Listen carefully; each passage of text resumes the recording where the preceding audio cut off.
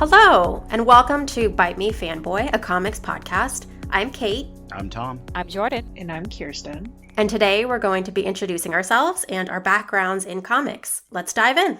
I can tell you probably my first comic was the Lazy Sunday book, Calvin and Hobbes, that I got started reading when I was a little kid. And that was mostly, of course, it's Sunday comic strips. Had a lot of fun with that. There's so much stuff. Bill Watterson is one of the all-time greats. It honestly got me into being able to read so many other things because, especially in his Sunday comics, once Bill Watterson got some creative control, he got to do a lot of really cool stuff with panels, layouts, and doing some really creative things. And it was kind of a really great way to see different bits of storytelling. And of course, these are comic strips, so it's all in the service of jokes, but you really get to see all this exciting and funny stuff that this guy's writing. And of course, from there, I had superhero stuff going on. There's lots of superhero comics I could read. One of the things that is very true about me is I don't go for the big superheroes a lot of the time. Don't get me wrong, I'll like Spider-Man, I'll like Thor, all that stuff. But the local comic shop that was near me either had comics for the big superheroes that were too expensive or just straight up out of them. So if I wanted to get back issues, I'd have to get back issues of spin-offs and stuff. I wanted to read a bunch of X-Men stuff, but X-Men was very few and far between for me. Instead, I read a lot of stuff like New Mutants, X-Factor, spin-off stuff. Basically just the side characters who got their spin-offs from X-Men. And so that has heavily colored how a lot of my taste goes for a lot of these things. So yes, I don't want to sound like a hipster. It's just literally those were the comics that were around for me to read. And I did fall in love with a lot of these various characters that way. I am ride or die for New Mutants, warts and all, and there are many. Yeah, there's some very good bits of comics that just were lesser known because they weren't popular. I had a great time going through all of that as a kid, and as a teenager, I got into stuff like Alan Moore, got into some very weird comics, and I discovered indie comics, EC comics, and old horror comics, and I think that was really when a lot of stuff started expanding out for me. Right now, I have an entire bookshelf I'm looking at right now that is entirely just all of my comic books on one set of shelves. So yeah, that's really kind of where I'm at. I've taken classes on this in a college level, and it's made me just more obnoxious. I don't know if it's made me smarter, but it has made me much louder about comics. All right. So this is Jordan. I didn't really realize that comics were still a thing until I was in my teens. I grew up watching superhero TV shows early in the morning because it was the only thing my siblings and I could all agree to watch without fighting. So it was a lot of X-Men Evolution, Teen Titans was our favorite, and Justice League Unlimited.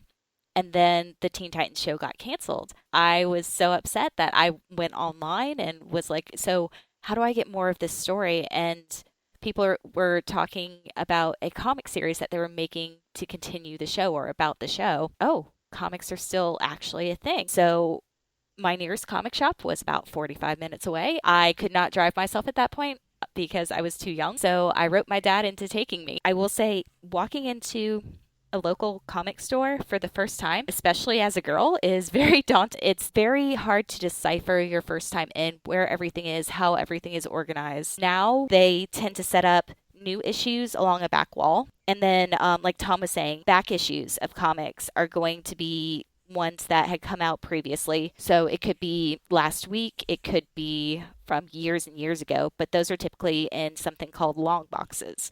So they'll be organized by name. So like all of the Teen Titans, I had to look for the little marker that said, here are the Teen Titans comics.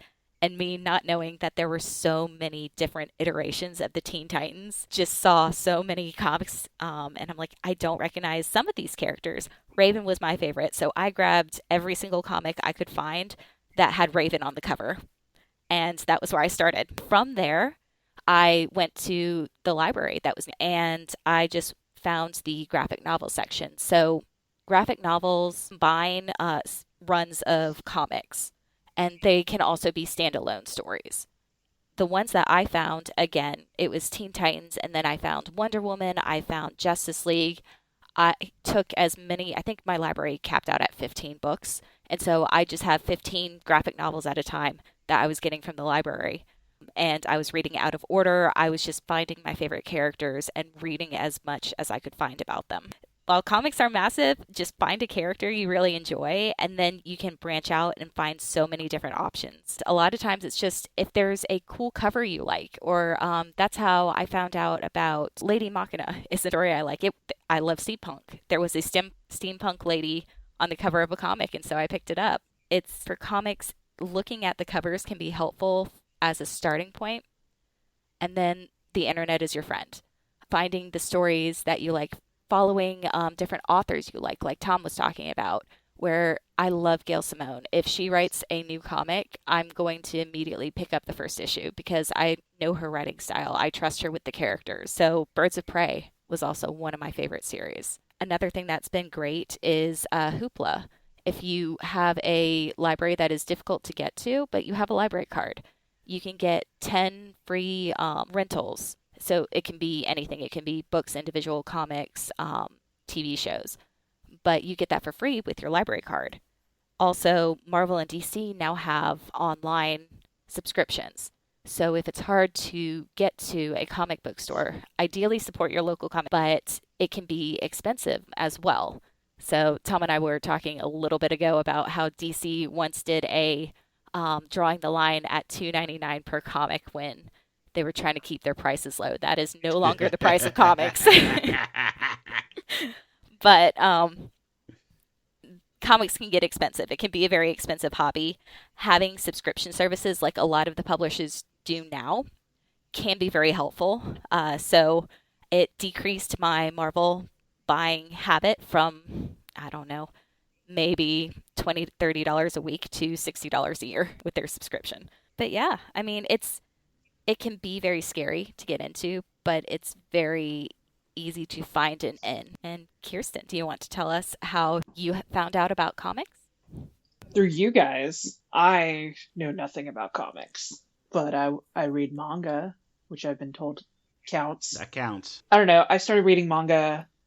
Actually, Tom, I started reading Calvin and Hobbes. I didn't think about that, but that does count. See? Right. Right. It does count, and it does get you started on a lot of stuff. So my grandfather was kind of a weirdo, and when I was like 8, he was like, "We're gonna sit down and read Calvin and Hobbes together." And so that's what we would do. He would just like buy me the books, and we would sit down and read it together. And then That's really and then we would cute. also like take out the comic section of the newspaper, and we would read it together. So that was like my only intro into comics, was just like the comic section of the newspaper in Calvin and Hobbes. But then post fan fiction, I got into like sketchy sites to read manga online. So I don't know. I would just start like looking through all the tags and just like reading random manga that sounded good. So like most of the tags I go for is like either like shoujo or yaoi or shonen. If there was some like ecchi stuff in there, I was down for that. Even as a kid, probably shouldn't have been. But that's what I did. That was a very specific era of the internet where, if you wanted to go find some of the stuff you were interested in, you had to navigate a bunch of surprises along the way. Right. So And like I don't know how many viruses I downloaded onto my computer, but like at the time I was fine with it. So, I lived my life. But I was trying to remember like some of the big ones that I read. So, I read like Blackbird and Red River, and those are like old romance mangas. And then I also read like all of Yona of the Dawn and Maid Sama. So those are like the beefy ones I read. And then while I was working on the ambulance, somebody introduced me to webtoons. And then I started reading like Lore Olympus and My Giant Nerd Boyfriend. Then I started subscribing to people on Patreon. So I started reading like Midnight in Poppyland and Let's Play and Under the Oak Tree. Now I just buy their bound copies of it to support them. hey, that's plenty. That's a great way of getting started in comics, honestly. A lot of people think there is this huge division between manga and Western comics, and the main division is one is made in one country and one's made in another. But fact is that that like the people who make them are reading from each other. Like there's My Hero Academia, the comic. like entirely influenced by a creator who read American comic. If you look at most of the major superhero comics since the mid 80s to the 90s, there is a huge manga influence in there, especially in how a lot of these large scale event comics try to make things look. I'm Kate, and similar to everybody else's story, I grew up reading the Sunday comics in the newspaper, and that was kind of like my start. And I never really touched any other comics until recently. So I'm a very, very new comics lover. And I did pick up a few graphic novels like as I was growing up. So I read Sandman and I read Persepolis and just like a few of the big ones. Recently, Jordan lent me the omnibus for Teen Titans because I loved the show just like she did, like the cartoon, and I grew up with that and it was my favorite. So I kind of read through the whole omnibus, and I also read Fables, which she lent me, and I really liked that one as well. And one of our mutual friends got me into webtoons, and through webtoons I found this Bat. It's called Bat Family, isn't it? Wait, Is that what Wayne it's? Family Adventures. That's what it is. Thank you. So Wayne Family Adventures, and it combines my favorite trope, which is found family, and these adorable little bat kids. And it's one of my favorites. Aside from that, I am here to explore comics with Kirsten, and I have pretty much zero experience with comics outside of what I just listed. It's also a great way to compartmentalize Jordan and me making recommendations, because now you can say save it for the podcast when we start talking about something to you. I do have a few questions that I wanted to ask you and Jordan. Is that okay? No, I'm going to just sit here silently on the podcast. Absolutely. I do have one clarifier. Okay, thanks, Tom. The Teen Titans that I gave you was only volume 1, and it's the new Teen Titans. So this is Perez and Marv Wolfman. It's technically, I believe, the second run or the second time that the Teen Titans formed as a team. The first one, I believe, it was Speedy, Robin, and was it Wonder Girl? It was a Yeah, very. it was Speedy, Robin, Kid Flash, and Wonder Girl. Mhm. That was my first experience with Teen Titans because my dad found some of his old comics and let me read them. And that's the one he had. Beast Boy was a guest star. He turns into a fuzzy monkey, and the monkey can hypnotize people for some reason. It's great. So my favorite, as I mentioned earlier, member of the Teen Titans is Raven. My sister's was Starfire, and my brother's was Cyborg. And those three characters were created in the new Teen Titans run. And I had the privilege to meet George Perez at Dragon Con one year, and actually managed to get out more than my name. Managed to say that those three characters were mine and my siblings' favorite. And he got really excited, and it made me really excited. And then I could not speak because I was trying not to cry. So, Aww. but he fashioned Starfire after his wife, and that's one of my favorite facts. So he is the artist. Marv Wolfman is the writer, who was also very, very kind at the Dragon Con where I met him. Um, and it's great when you get to meet your heroes, and they're actually really nice. As is Gail Simone, she is fantastic. That was also I managed to get out my name, and I don't remember if I said anything. I'm sure they appreciated your fangirling. Uh-huh. As I embarrassed myself.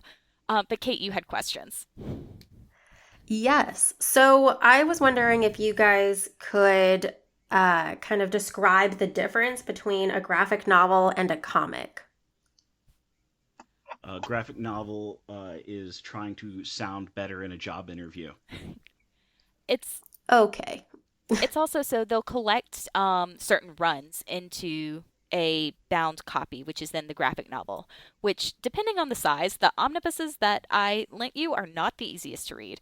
But a lot of the smaller runs that are collected, I think, are easier to read and lend than the individual comics because I tend to pack my comics in with a board and a bag in order to preserve them so I can read them again and again. I don't tend to sell my comics, but a lot of collectors will also uh, package them that way so that they can sell them in good condition. But it's generally a collection of comics. There are certain series that are just in sold as a graphic novel, which is a book form instead of individual um, comics, which are the like more papery, thinner. They're not like hardback or anything, but that's basically the difference. Yeah, it's. I'm making that joke about the job interview because there is a contingent of people who are self-conscious about reading comics, and so they will try to say, "Ah, no, I'm not reading comics. I'm reading a graphic novel," which is literally just very. It's very funny to me just because graphic novel was a term made, I believe, in the '60s specifically for what Jordan just said, which are bound copies of comics as like bound as a book.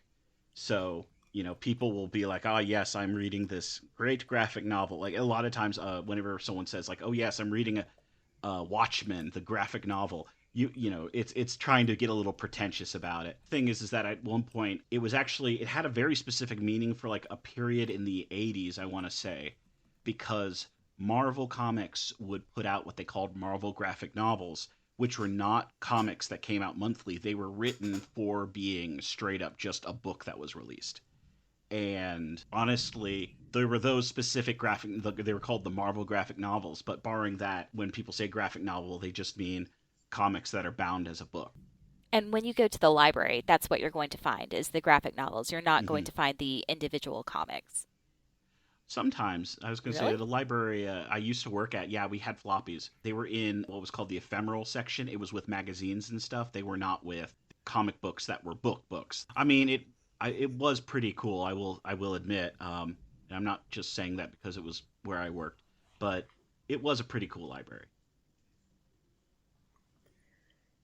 Okay, well, that answered that question for me. Thank you. Um, we kind of touched on this before, but just for everyone listening, does manga count as comics? Absolutely. Yeah, manga. So manga goes back as a long tradition in like a graphic, basically, graphic novel sequential art from Japan. A lot of what we consider as manga in Japan actually got started because of uh, a comics artist named Osamu Tezuka who perfected his style from working on Disney comics and Disney little drawings and cartoons. And those were like he did Donald Duck, he did Bambi, all that stuff. And so that's why in a lot of Osamu Tezuka's art style, you see these large eyes with a lot of reflective light in them, and kind of round edges. That's because he really cut his teeth doing Bambi and Donald Duck and all that sort of thing. And so like at the traditional manga style, you have this intersection between Japanese sequential art and, in this case, the Western kind of American sequential art. And of course, then Tezuka's work would later go on to inspire so much stuff. Um, One of the most popular comics of the early 2000s, Ultimate Spider Man, is uh, straight up like it is drawn like manga. You look at Peter Parker and you could say, "Oh yeah, no, that is a manga character," uh, because all the people who were working on that comic were reading Japanese manga. And I believe one of the biggest differences between Japanese manga and American comics is in American comics, we separate out who does the writing, who does the art. And within the Hmm. art, there can be letterers, there could be inkers, there could be colorists as well. Versus in manga, it's usually just one person who does the writing and the drawing. They'll normally have like maybe some assistants, but yeah, you're right. It's normally one person who is the writer and the artist. Also, I'm going to say this just from having conversations with people who work in cartooning and drawing. Uh, Manga pays way better. Like working, you get to own your characters, and it pays significantly better than a lot of American comic stuff. Which is why you might see some American folks trying to or Western art creators trying to break into manga and work with manga creators, but you don't have many manga creators coming over to the other side because they're frankly able to make a much better living in Japan. Okay. Well, I've always heard that I don't know their pay scale, but I've always heard that like their quality of living is absolute crap. Because they're expected to put out like a Oh new yeah. chapter every week or something. And if they don't, like it'll Oh, the crunch is a um nightmare. Yeah. but so yeah, manga artists might get paid better, but like they're working like 100 hours a week nonstop. That is a good point. That is a very good point. And crunch culture is, I mean, that's an entire like discussion of industries and all that sort of thing. Well, yeah, like the I don't remember his name, but the guy who does Hunter x Hunter has like medical issues and can't like sit up to draw it, and Hmm. people are just like losing their minds with how long it takes them to put it out, and then like there's Hmm. rumors that he's going to give up on it, and then he comes out with like a chapter that he has done, but like it's like 70 to 80% like dialogue, and so people lose their mind over that. Yeah. So, my next question is basically like, because there's this resurgence of superhero movies and TV shows and all of that good stuff, why should you sit down and read a comic or a graphic novel about the superhero that you're interested in instead of just watching the movie or just watching the TV show? The people who make the movies are cowards and will never let us actually get some of the goofiest things out there.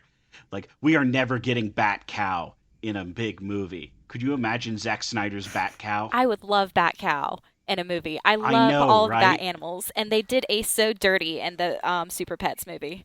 But Comics are a medium, they're not a genre.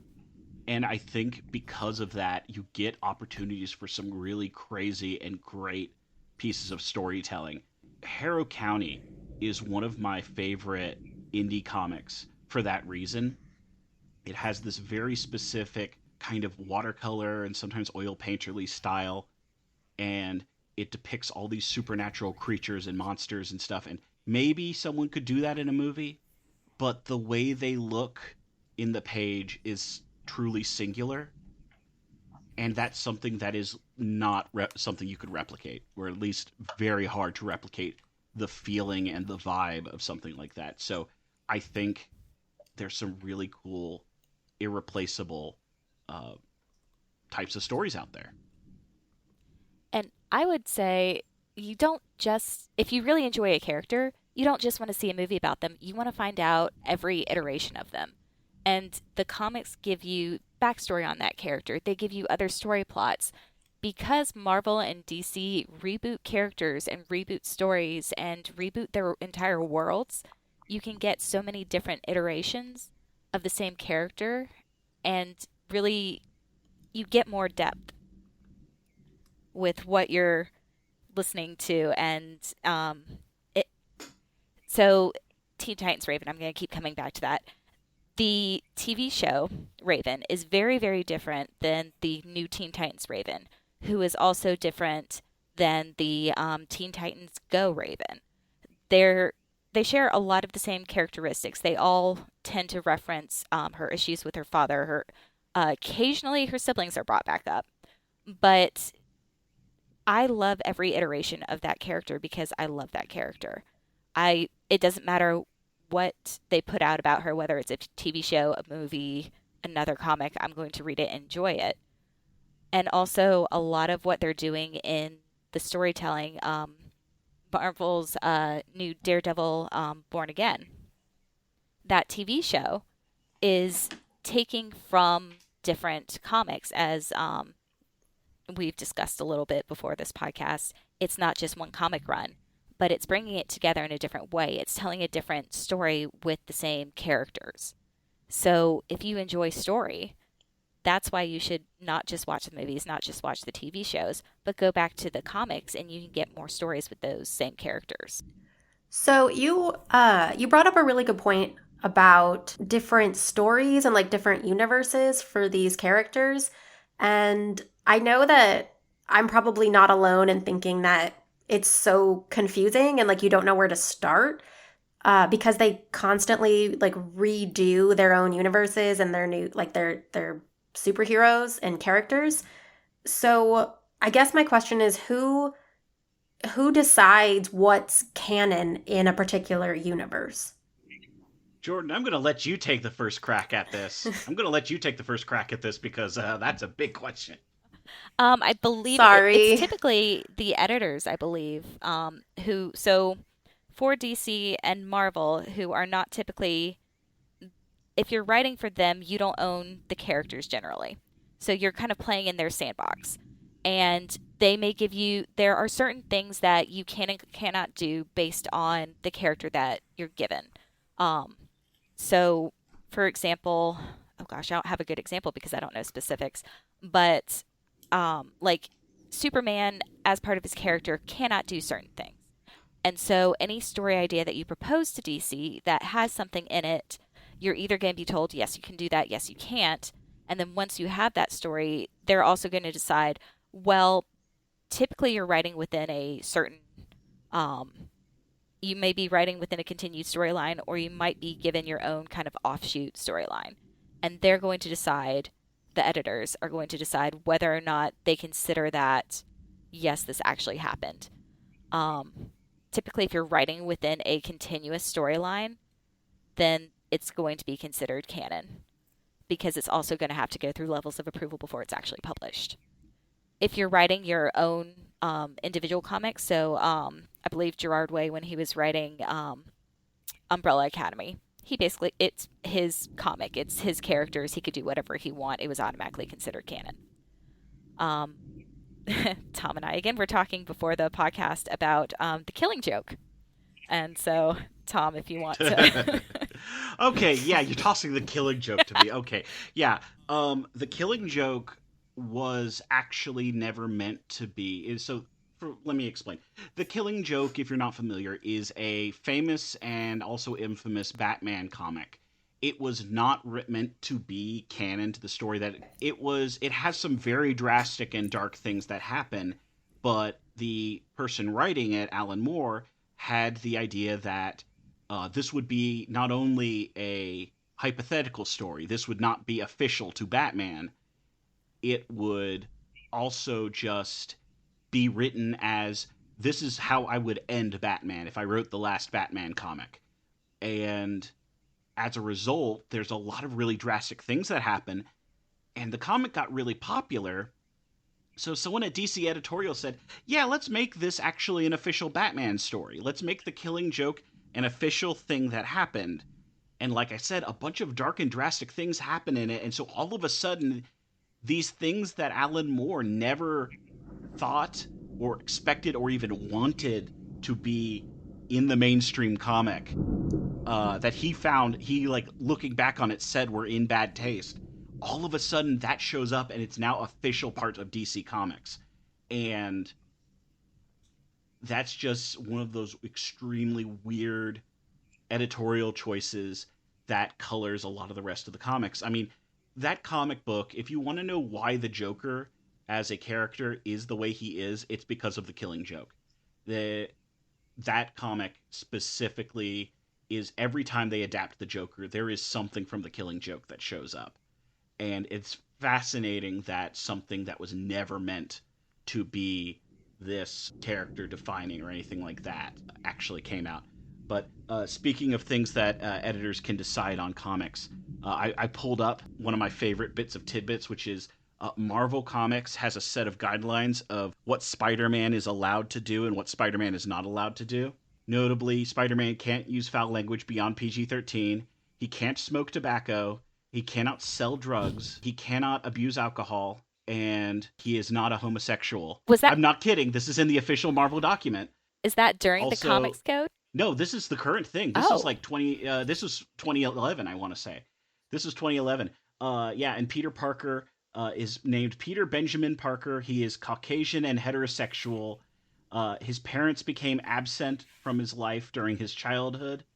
He gains his powers while attending either middle school or college, which is very funny to me because it's like no high school powers for you, Peter. You're either getting it in middle school or college. Let's see, the black costume has to be a symbiote and not designed by him. He was raised in a middle class household in Queens, New York. He attended high school in Queens, New York, and he attends or attended college in New York City, New York. This was a bunch of leaked documents and stuff, but So is that why they have Miles Morales instead of Peter Parker?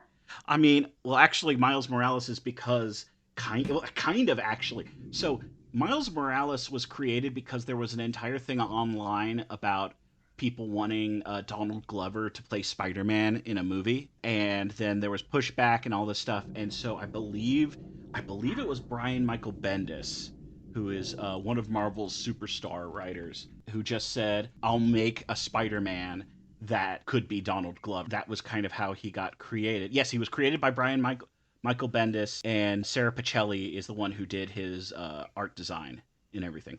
But yeah, he was created out of that reason, and that's why also they're one of the things is it creating Miles Morales and also trying to redeem a very misguided storyline from the 90s called the Clone Saga, where there were a bunch of different Spider-Men, has led to this kind of renaissance of different Spider-Man characters, which honestly I absolutely adore. I adore seeing it because we're finally getting like a variety of these characters because Spider-Man has this giant supporting cast. Speaking as the guy, like I said, who reads all the spin-offs and stuff, you've got Is the Clone Saga the one where we get the meme from? they're riffing on the Chameleon, who is a Spider-Man villain who can impersonate anybody. So Okay. And then I was wondering if comics ever refer to real world events. Like, is there a comic that references 9/11 oh my or god, that is so funny you asked. uh-oh. Yes, the Marvel 9/11 special, which is a real thing, and um, it is infamous for like so many like trying to be so what's the word?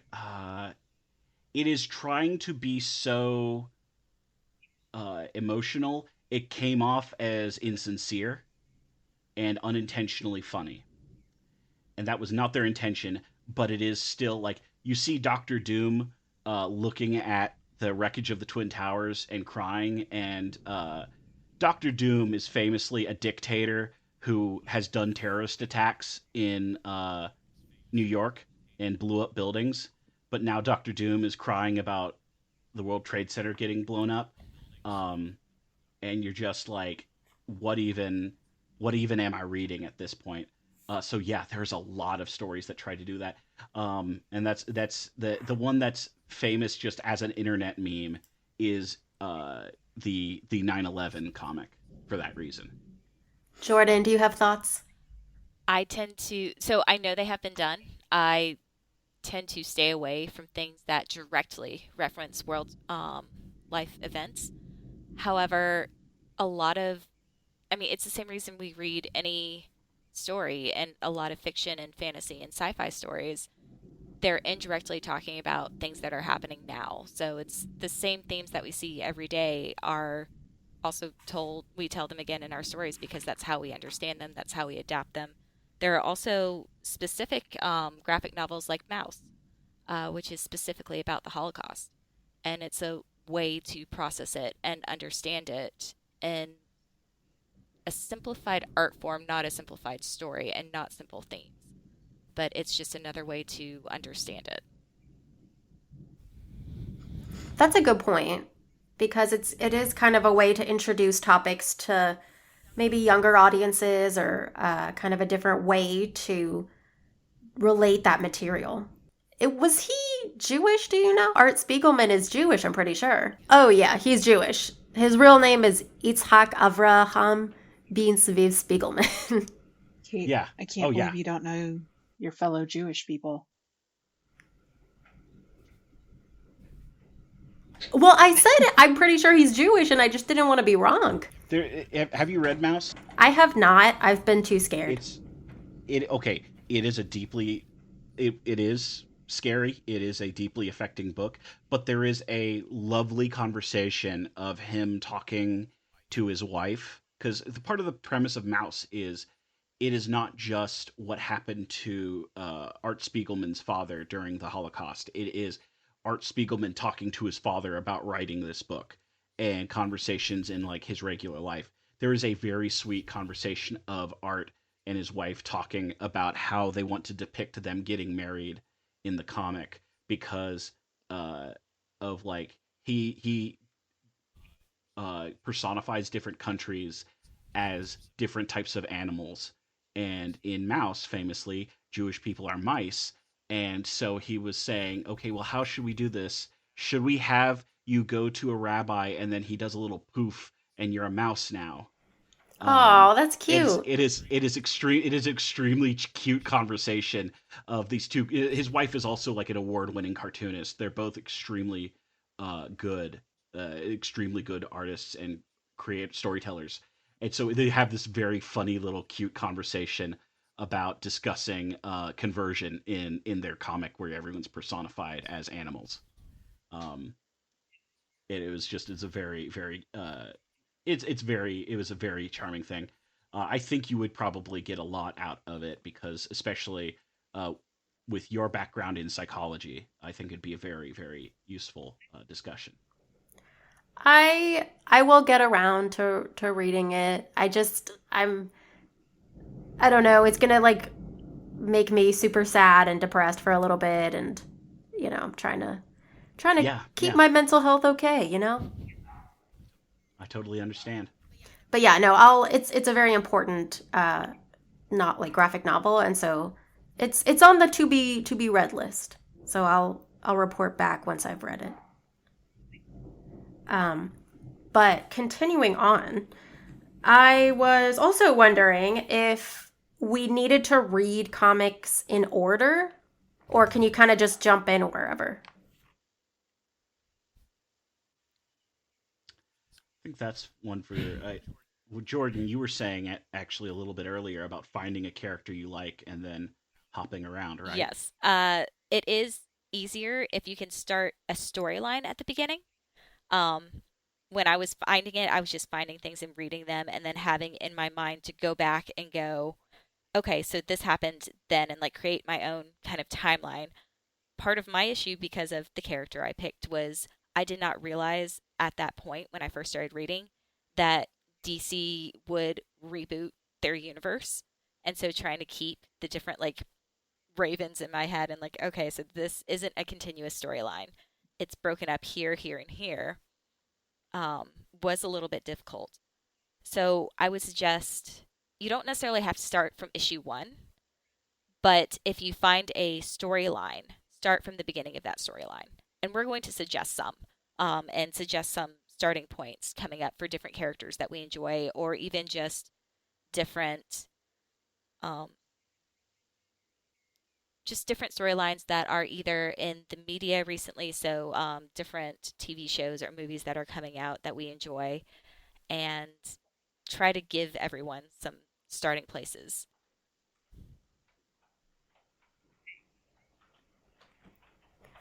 Okay, so you mentioned a reboot or like rebooting the universe. Like what is a reboot? In a good story, a reboot or a soft reboot is designing something as an onboarding point. If you've ever heard the phrase soft reboot or something like that, that means they are still keeping the same story, but they are making it a place where someone could start and not have to go back to the very beginning. It's making it so you can bring in new people and you don't have to know all the backstory or something like that.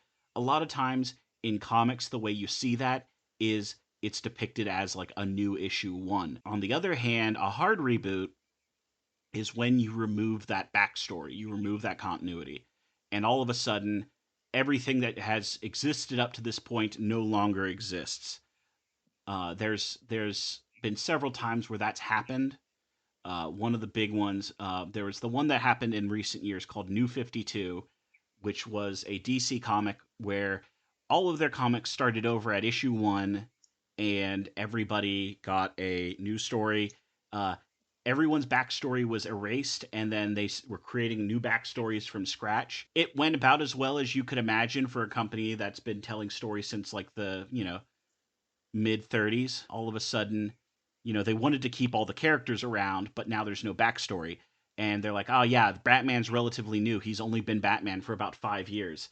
Yes, every single Robin still exists. So he has like four Robins that he's had in that last 5 years, including one who died and came back to life in an entire storyline. I kind of love that because then it's like he's just collecting like robins every year. Yeah, he collects an orphan like Pokemon. Yeah. Yeah, and his Yeah, son collects animals. It's revenge against him collecting kids. Is that yeah, it's the little one in the Wayne family adventures? Damien. yes, that's Damian Wayne. Davian. Damian Wayne, who is like he is very fun, and he is one of someone I know's favorite superhero, and so I have to shout out that at some point we will have to talk about Damian Wayne, so I can give Silo a shout out about Damian Wayne. He is a menace, and I love it when Grayson had to be his mentor. He's a little gremlin. He's a little angry gremlin. Okay, and then I have one last question that everybody here has to answer. Um, what is your favorite? Well, okay, so who's your favorite superhero? And then what's your favorite story arc? And they can be related or not.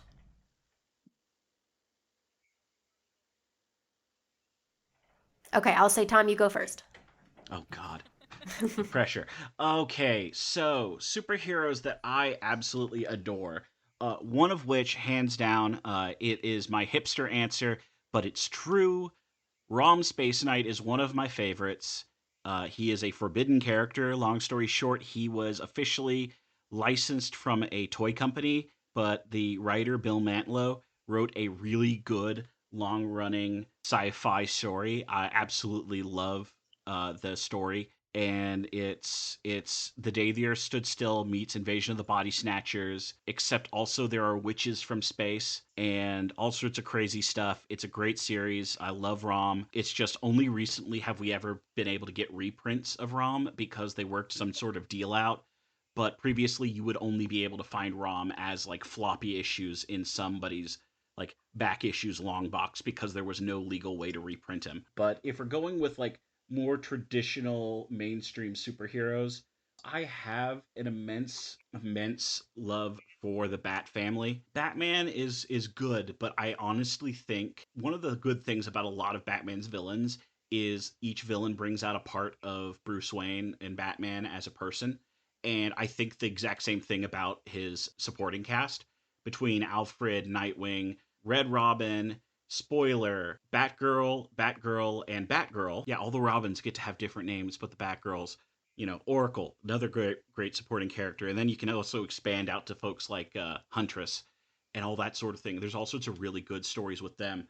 And for Marvel, huge X-Men nerd. I mentioned New Mutants earlier. New Mutants was going back to the X-Men's roots of like trying to teach students who have superpowers, and the original New Mutants lineup was very much something I have so much nostalgia for. Where you have Danny Moonstar, who also known as Mirage. You have Sunspot, who everyone always depicts him as like being able to create fire. No, he doesn't create fire. He's just super strong in sunlight. He's solar powered. He even gets folks like Warlock is fundamentally a character who you could never do in an adaptation because he is a angry scribble. He is an alien that looks like an angry scribble on the page, and you cannot find a way to do that in a good way without it going crazy. You also have folks like Magic. Well, her only power is that she can create these little teleportation circles. It's just she accidentally got teleported to Hell, and then she came back from Hell extremely strong and the king of Hell. So, there's that. And there's also Wolfsbane, who's just a werewolf, which is great because then you have, your witch and your werewolf and your alien all on like a superhero team together. So I have to say I love the New Mutants for that too. Jordan. Okay, so started out with Raven. However, I love Barbara Gordon, whether she is Batgirl, whether she is Oracle. Um, she has always been one of my favorites as well. Raven was just kind of my intro to comics, and I'm like, oh, there's a librarian who can also fight crime, and she is the coolest person on earth. Um, and then I found Gail Simone's Birds of Prey with Oracle and Huntress and Black Canary, and I love Huntress as well. For Marvel, though. I really enjoy Doctor Strange, especially the runs where he has his newer runs. He has Bat. He's a Bloodhound, I believe, but it's great. I love him, and I also love Scarlet Witch because I watched the '90s X-Men, X-Men Evolution. I so she was on like once or twice, I believe, and She's yeah, great in X Men Evolution because every time she shows up, there's like, oh, something's about to go yeah. down. Um, and then also Rogue and Gambit together. Anything with them in that is great. But yeah, specific runs I have trouble with because I mainly follow the characters and anything they're in. If their character is done well, I'm going to enjoy. Oh, No Man's Land. I really enjoyed as a Batman run. And specifically, I've mentioned before to y'all, I love the fact that Poison Ivy, when the city is cut off from everything else, the one thing she does is protect the kids. She's like, no one's touching them. They're going to stay with me. All y'all can just go away. Oh, and also in that run, Renee Montoya and like a lot of what she's in is fantastic. I Oh, Renee Montoya is I great. loved the fact that even though in at least in the Birds of Prey run that I had read up until the movie, she was not a Birds of Prey. I don't know if later they've added her, but I was so excited she was in the movie.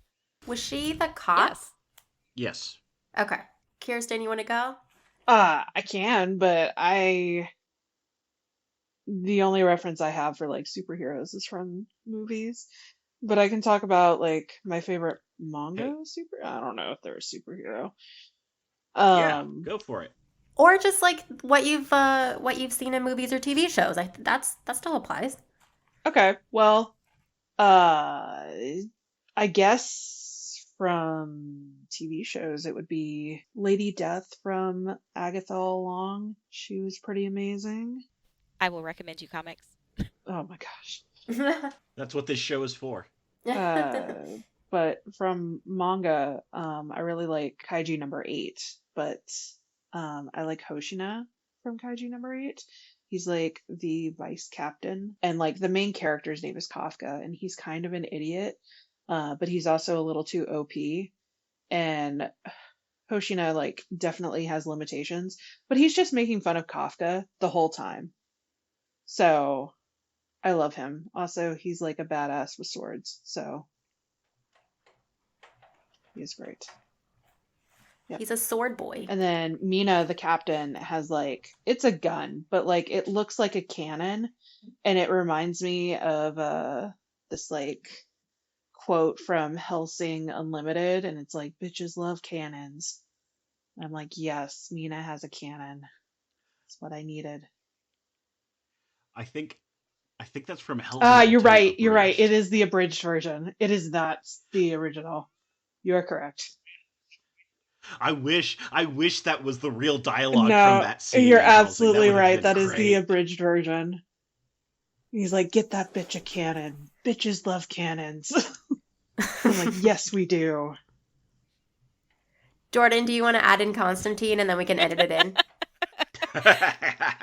The fact that I forgot to mention Constantine and I'm constantly talking about him when we were pitching this. Yeah, yeah, I love Sounds like you're not Constantine. a real fan. No, I'm I'm not going to edit it in a special way. I'm not doing that. What I will do, though, is out of solidarity, I'll say I forgot to mention Walter Simonson's Thor, which is the best version of Thor for me. It is equal parts Norse mythology and Star Wars, and it's amazing. And it gave me Beta Ray Bill, who is another one of my favorite superheroes. So, um, yeah, I won an action figure of Beta Ray Bill from the end of Argent Star when he has the Sword of Twilight and everything. Uh, and Marvel and Hasbro, I guess, who make the toys, are cowards for not giving me that action figure. There is a superhero called Beta Bill. Beta Ray Bill. Yes, Beta Ray Bill. He is kind of so. To make a long story short, a very long story short, his race was dying. They were all gonna get their planet was gonna get destroyed, and so everyone got in suspended animation, and all got stuck on this big spaceship in suspended animation. Only one of them was awake to take care of everybody. He was not the first one. He was not Alpha Ray. He was the beta. He was Beta, and his name is actually Bill, but he basically went through a super soldier procedure like Captain America to be able to stay awake and maintain the spaceship for however many centuries they would need to go through space. He is he has lost all of his, like, for lack of a better term, humanity to become this super competent warrior protector thing. Um, and he kind of is like, what if the alien from Alien was combined with a horse skeleton? And he is actually the nicest guy in the world. He is the goodest boy. And when Thor meets him, Thor thinks he's a threat and throws his hammer at him. And Bill grabs the hammer and it counts him as being worthy, because Bill is actually such a good guy. And he gains like all the powers of Thor. And Thor is like, oh my God, what just happened? Just curious. Yeah. His government name is Beta Ray? He is, yeah, he was part of a program where each of the people that were created were called Rays. Alpha Ray was the first one, and it was a robot that went haywire, and it tried to kill everybody, and so they had his people, I believe the Corbinites are what they're called, had to stop it. And then they're like, okay, well, we can't make a robot, we have to modify one of our own to be able to do this. And so they created Beta Ray Bill. So Or, all yeah. all one word? No, Beta Ray, like, instead of Alpha Ray, it's Beta Ray, and then Bill. That I is see. That's a Okay. southern yes. name. And like I said, yeah. Hey, listen, I don't. I think Walter Simonson just was struck by a bolt of inspiration, and that's how we got Beta Ray Bill. I will send you a picture of what he looks like. Um, but yeah, he is my favorite. Well, he's not my favorite, but he is up there. He is up there with like Rom in terms of my favorite Marvel superheroes. Up there I with think Rom if and yeah. due to Kirsten's comment, I think if we ever come across Beta Ray Bill, I'm just gonna constantly like hear Yeah. a southern accent in my head. Hey, listen, that's gonna be great. Like that is a good name to like yell across the house because he's in trouble. Yes. Beta Ray? Okay, so my favorite superhero was Starfire, and it has been for more than 10 years. She's my favorite. But I will say I have such a soft spot in my heart for Batman because I love me some broody, angsty boys. And also, I like him in the Wayne family webtoon because he's just like Bat Dad, you know? Like he has just like a bunch of kids now. And I don't really have a particular favorite arc yet because I've read so little comics, and I'm hoping that maybe the answers to these questions, like the favorite arc or the favorite superhero, they might change and evolve like over the course of this podcast. I feel like that would be cool to go back and revisit. But yeah, until then, that's my favorite. I will say, so Tom just sent us a picture of Bida Rai Bale, and he doesn't look Southern. He's Well, that's very because he's in his chunky. Thor Hey, mode. what is He's in his Yeah. Thor mode. what does If you want Southern to see look him, like hold on. for a comic book character? I was thinking The overalls. bro is Thor with a hammer and he just has a horse face. Yeah, that's him when he got Thorified with the hammer. I'll send you a picture of what he looks like when he's not. He doesn't look much. He doesn't look more Southern, but it's a certainly a look. I'll just say that it is certainly a look to send you Beta Ray Bill. This I is him when he's like not Come Thorified. on, that's a good old boy just finding stuff in his garage, putting it on. I was going to say he does look like a guy who disassembled his truck and then He made became armor his out of his F-150. disassembled truck. yeah. This is a guy who definitely has truck nuts on his backside. That's okay. And There's something about canon that that's how we I got almost want to canceled. tell you. That's no. You got to understand. Does this man It have is truck a nuts? plot point that when he got turned into that form, all of his reproductive organs were removed. So he Aw. literally has no nuts in that form.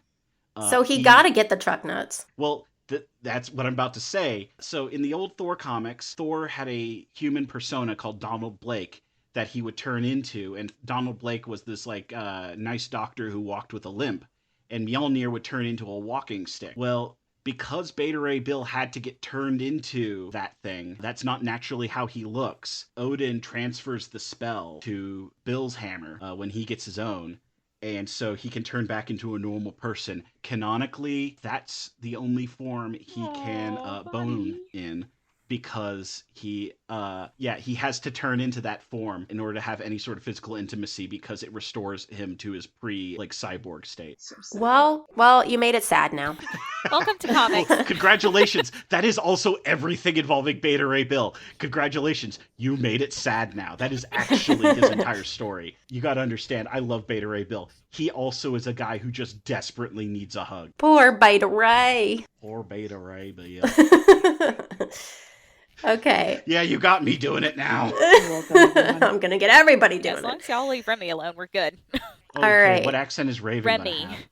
Or should we just do a Cockney accent for Constantine? You know, for Americans, just do that. Yeah. Yeah, I'm more There's worried gonna be about so y'all- many I'm emails. more worried about y'all trying Cajun for Remy. Okay, Gambit's accent exists to just be a hate crime against Cajun people. I've seen so many adaptations and so many ways to have him act as like a microaggression against Cajun people. All right. Well, do we have any other things anybody wants to say or mention before we head off? Next episode, we're going to be discussing Scott McCloud's Understanding Comics to kind of ease our way into discussing comic books, and then after that, we're going to start going into your narrative wider release comic. It's exciting. I'm excited. Okay. Well, thank you for joining us on Bite Me Fanboy, a comics podcast. If you enjoyed the show, don't forget to subscribe, leave a review, and share us with your fellow comic fans. So we'll see you next time. Bye.